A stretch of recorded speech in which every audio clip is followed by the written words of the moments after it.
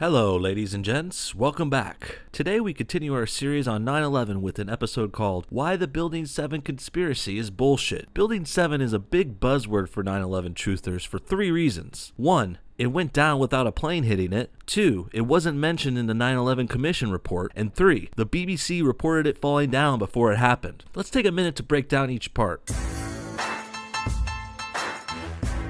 World Trade Center Building 7, a 47-story steel-framed tower, went down without a plane hitting it. Well, that sounds pretty troubling at first thought. Kinda like when you first find out you got an STD. At first, it's really fucking scary. You get panicky and freak out and want to blame your partner or something else or something external. But after the shock wears off, you do a little research and realize HPV isn't really that big a deal. And herpes is very treatable nowadays. They may even have a cure on the way.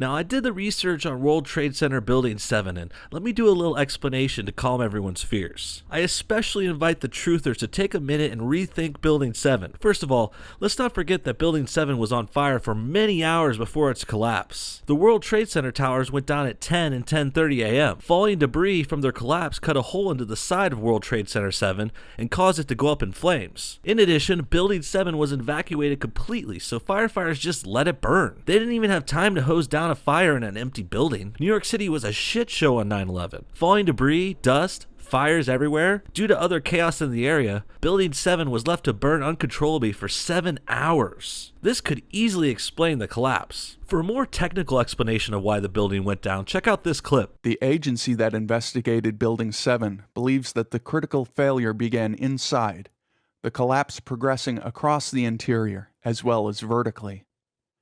It was only after the core of the building was gone that the rigid, unsupported outer walls came down.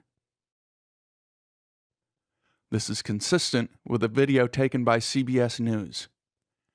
Penthouse structures can be seen collapsing from left to right as the interior caves in underneath. The first part of this unique video, by the way, is rarely shown on conspiracy websites.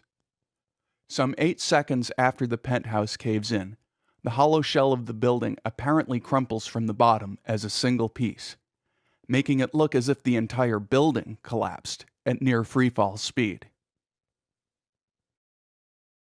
We can see here that World Trade Center 7 wasn't a demolition, and it didn't go down at freefall speed.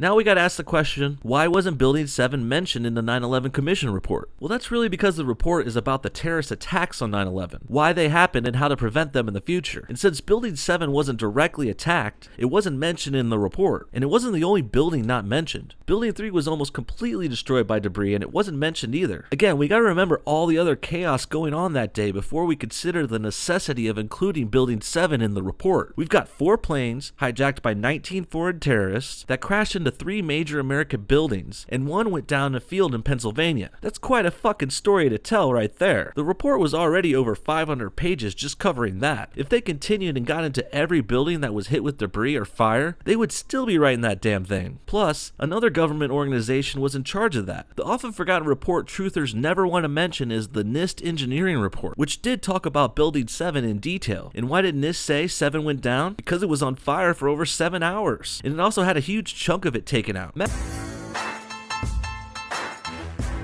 Finally, let's get to the last big point truthers bring up about Building 7. The BBC reported it falling down before it happened. And like the other points, truthers are trying to take things out of context to try to make it look bad or conspiratorial. First they say 7 went down without a plane hitting it, but fail to mention the fires that raged for 7 hours. Next they say it was not in the 9/11 report, when there's so much other shit it had to cover. And also Building 7 was covered in the NIST report. Now we're back to the BBC argument. Jane, what more can you tell us about the Salomon Brothers building and its collapse?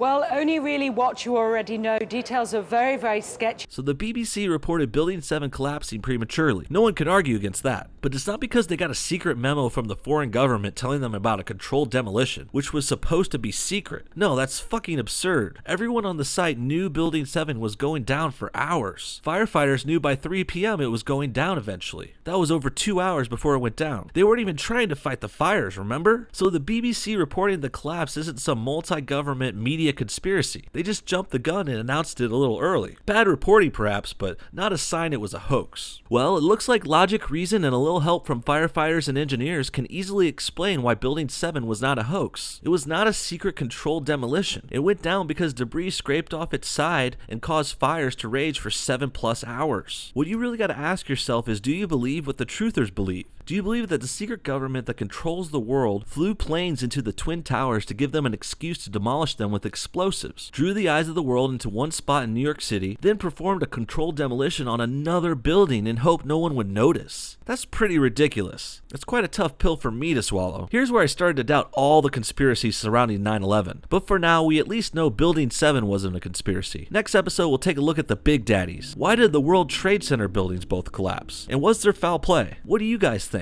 Comment below, and until next time, thanks for watching No Bullshit. Have a great day. Peace.